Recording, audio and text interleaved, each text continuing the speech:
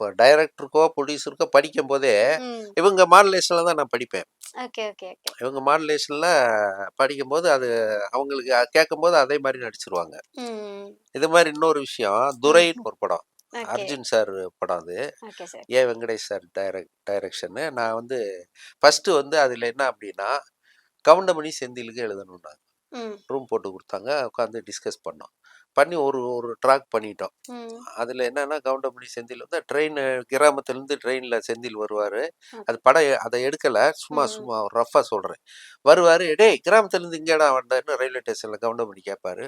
இல்லைண்ணே சுனாமியை பார்க்கணும்னே. அது என்னண்ணே கிராமத்துக்கு மட்டும் வர மாட்டேங்குது, சிட்டியில் மட்டும் வருது அப்படின்னு.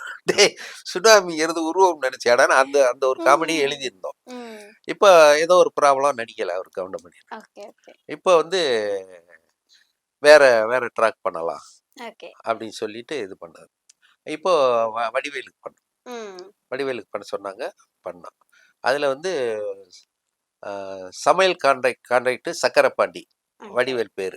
சமையல் கான்ட்ராக்ட் அது கதையில் வரும், கதையில் ட்ராக் மாதிரி வரும். ம். அர்ஜுன் சார் வந்து இங்கே வேலைக்கு சேர்ற மாதிரி வருவார். வடிவேல் சார் கிட்ட. ஆமாம், ஆமா. அவர் ஒரு ஓகே, ஓகே. மர்டர் பண்ணியிருப்பாரு மெயின் கதையில். ஓகே. அங்கேருந்து எஸ்கேப் ஆகி இந்த கடையில் வந்து வேலைக்கு சேர்ற மாதிரி கிராமத்துக்கார மாதிரி வந்திருப்பார் அர்ஜுன். ம். அப்போ வடிவேலுக்கு எழுதுனான் ஒரு 12, 13 சீனு.